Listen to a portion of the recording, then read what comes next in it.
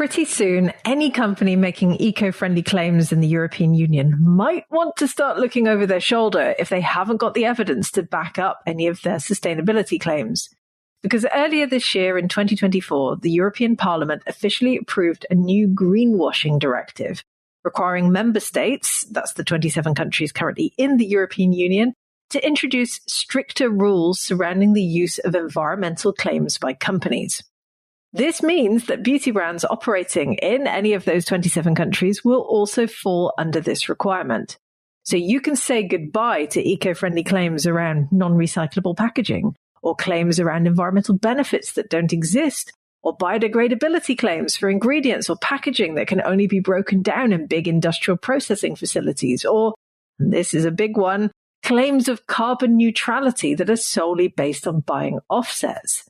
So you can see how this is going to shake up all the industries operating in the European Union. And what typically happens with regulations created in the EU is that they get replicated in other parts of the world. So I think we can probably expect to see similar directives and regulations rolled out elsewhere in the coming decades. So what does this mean for beauty? Is the cosmetics industry even ready? Is anyone even aware of what's coming? Well, to find out, I decided to interview one of my long-term industry friends, Priscilla Rolvers. So settle in for a fascinating episode in which we find out how Europe plans to ban greenwashing in beauty. Welcome to Green Beauty Conversations, in which I challenge the beauty industry to become more sustainable, champion independent and green beauty, and encourage you to join me in changing the beauty industry for the better. I'm your host, Lorraine Dallmeier. I'm a chartered environmentalist, biologist, and the CEO of award-winning online organic cosmetic formulation school, Formula Botanica. We have tens of thousands of students in over 190 countries around the world who study with us to become organic beauty formulators and entrepreneurs. Visit our website at formulabotanica.com to try our free online formulation course. And if you want to be the first person to know what's happening in green beauty, make sure you subscribe to this podcast in your favorite podcast app. So in today's episode, I am joined by Priscilla Rolvers, a cosmetics scientist, Formula Botanica graduate, and the founder of Green Cosmetics Revolution, a sustainability consultancy on a mission to transform the cosmetics industry into a future-proof, sustainable sector. Green Cosmetics Revolution serves as a freelance sustainability coordinator for small and medium beauty businesses. So Priscilla helps cosmetic professionals set and implement sustainability goals, empowering them to become green cosmetics revolutionists themselves.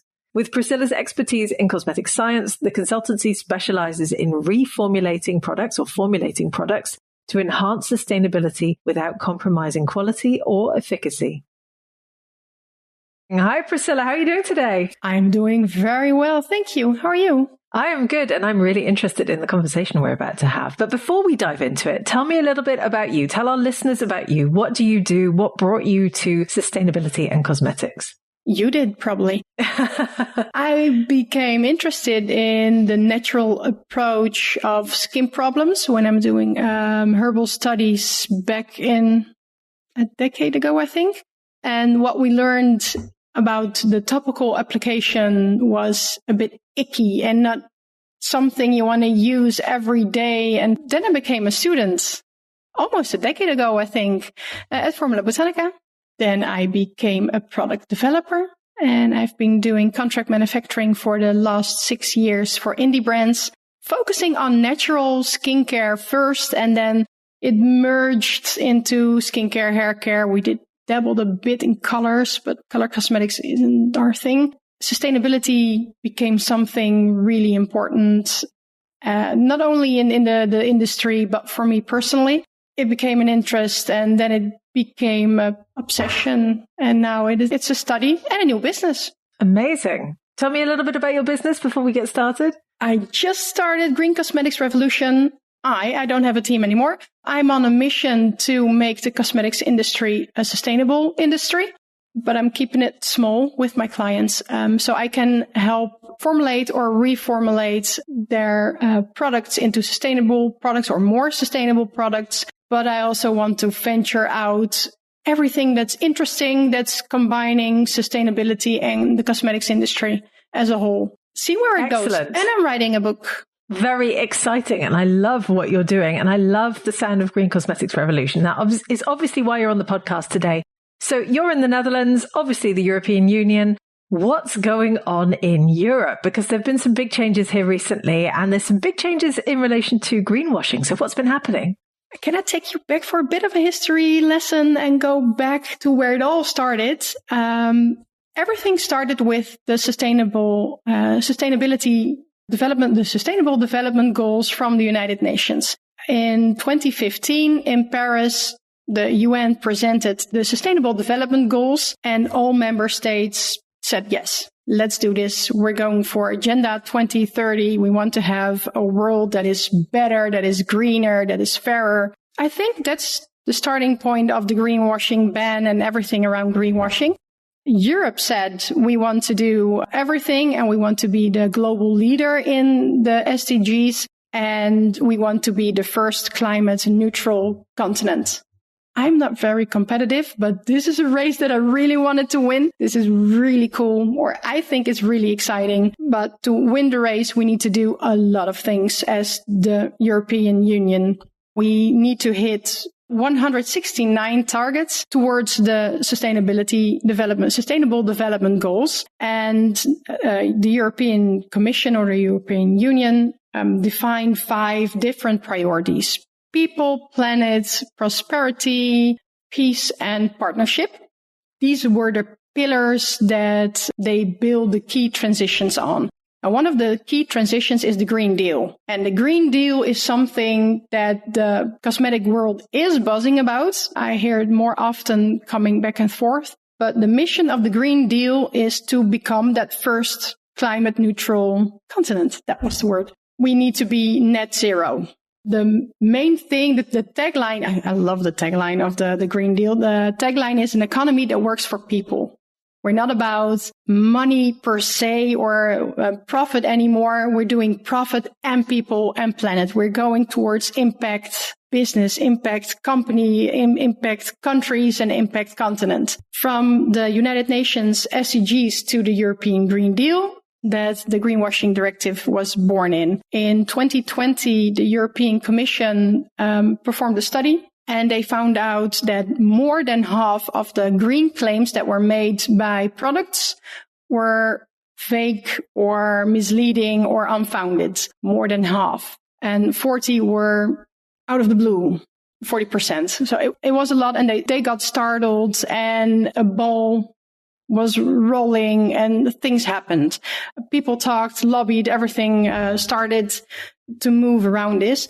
2 years later, they did a proposal, and one commissioner said something that I wrote the quote down because I think that's the core of this directive and the core of what the aim is of the Green Deal and the greenwashing ban.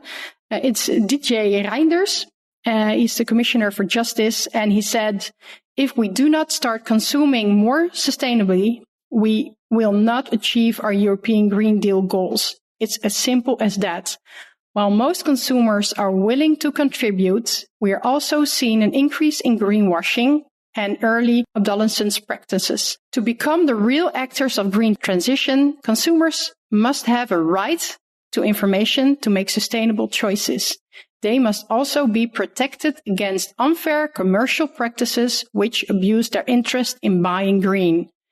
And lots of lobbying and talking later. 2 years later, the greenwashing ban is a fact. It's really exciting. We don't know a lot more than that. Well, let's talk a little bit about that. So the EU has created a directive around the ban on greenwashing, which is very forward-thinking, very hard-hitting. What does it exactly mean? It's not a national law.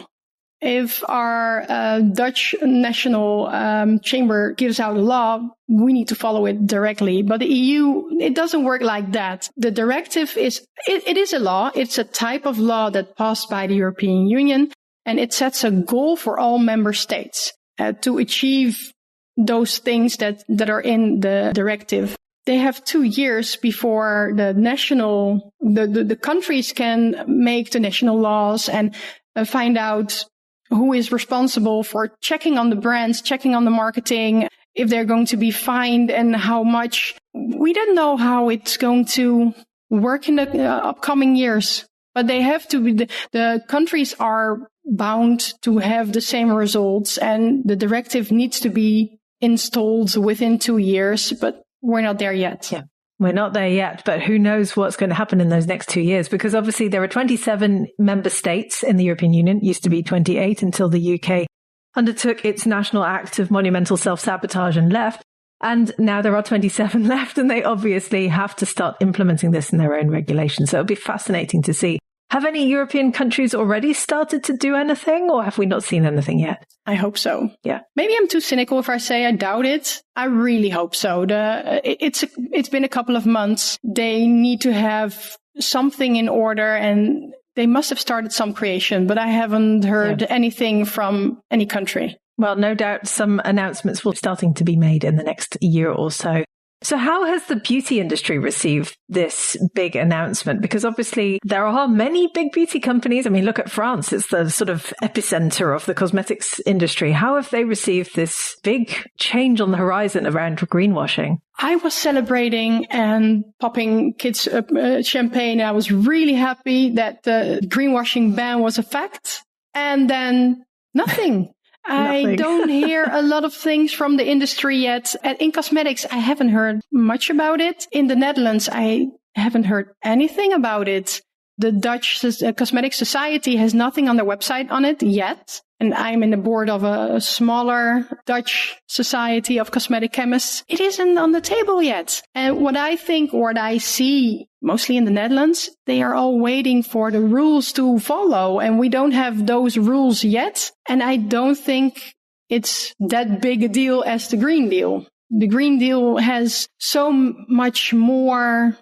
You have to reformulate, and more allergens are on the label, and things are really, really changing. And the greenwashing ban simply says, don't lie. Yeah. So if you make a fuss, you're probably lying. Yeah, so I like that. Don't lie. Well, in that case, let's talk about that. What claims will the beauty industry not be able to make anymore? Because obviously, I don't think this is something that we really talk about all that much as an industry, but it must have some profound implications for a lot of brands. So what claims can't we make? We already had claims we couldn't make. We cannot make the medical claims. If things are itching, don't say it when you're making cosmetics, or don't heal acne or eczema. The industry is used to, or the European industry is used to getting around claims. And I think the most profound change is that greenwashing was never okay. And there are lawsuits all over the world from greenwashing that's been fined. And but that's always after the fact. You have to catch them red-handed, and then you can make a lawsuit and see what happens. And that's mostly in the US. I haven't found lots of big things in Europe. Mostly an NGO or another group says this claim isn't founded, and say you're lying, and then you have laws that you cannot lie. But this greenwashing directive is, I think it's comparable to the sensitive skin claim. For people that don't know, if you make products for sensitive skin or suitable for sensitive skin, you cannot put it on the label unless you prove that you've done a patch test or a dermatology test. It's a quite simple test to perform, but after the test, if you're reacted positive, but actually negative, if the test panel didn't react on your product, or most of them, then you can say your product is suitable for sensitive skin. That's the case with green environmental claims now. It's about environmentally friendly or green or bio, but also about the more sustainable packaging. L'Oreal has had a greenwashing thing. They said their packaging was 100% recycled plastic, but the cap wasn't. That's greenwashing. Yeah, and there was a slap on the wrist. But what we see in Europe, that everybody can claim natural. And I think that was my first greenwashing tantrum, maybe. I think when I just started as a student at Formula Botanica, I was claiming a lot, or talking a lot about natural cosmetics and how great natural cosmetics are. And my mom proudly presented a natural shampoo that she bought. And I was just, let me check that label because I don't think it's green or natural. There was argon nuts on there and botanical scenery, and it spotted natural. And for the typical consumer, it was a natural shampoo. But when you check the Inky, it was a synthetic mix with SLS in there, synthetic colorants and fragrance, and a drop of argan oil. So natural. That cannot be claimed anymore unless you can prove it or biodegradable. Yeah, and I suppose with the greenwashing claims in particular, you can no longer make claims around your products being eco-friendly or your packaging being recyclable if it isn't, even if it can be recycled. I suppose there are elements around the recycling infrastructure if it can handle it. So if a beauty brand wants to make eco-friendly claims, how is it going to be able to prove some of the claims it does want to make? What counts as proof? And who's going to check? Yeah, we cannot say it exactly because the rules aren't set in stone yet. They are talking about a certification, but which certification, I'm not sure yet. The eco label is mentioned. So probably when you have the EU eco label, you can claim that your product is eco or green or natural. My favorite scheme is Natru applauded the ban, but is really critical. So everything that all the buzzing in Brussels, they are on it. Also because they don't want to be left behind. But if there's a guideline with new banned ingredients or something, sometimes it's not in line with natural cosmetics, and they're here to protect natural cosmetics. So hopefully Natru certification could be up to prove that your product is natural or ecologic or those claims. I think that's most interesting in the all the claims is the cherry picking that has been done by a lot of brands. The shampoo that I just mentioned, maybe it has 1% argan oil in it, but it's everything about the 100% argan oil. With the new laws, I think it's 100% sure. Yeah, with the new law, you have to see the whole product and maybe you have to do a life cycle analysis and see what the impact is of the product. And if you say that the product is more sustainable, you have to mention more sustainable than what? If it's more sustainable than your previous formulation or your previous packaging, name it.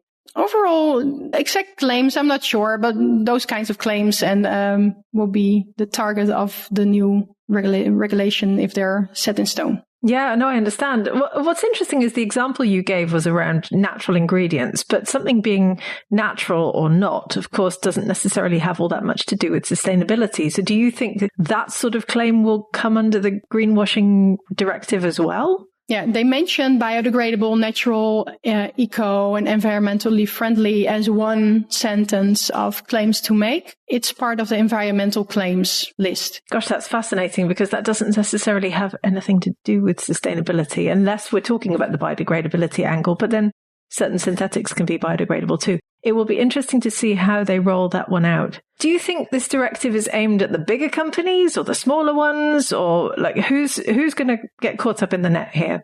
It will start with the biggest companies. The biggest companies will be forced to follow the rules, maybe even from 2025, 2026. The small and medium enterprises will get some leeway. They have more time to get everything in order, and the micro enterprises will be probably not included at all.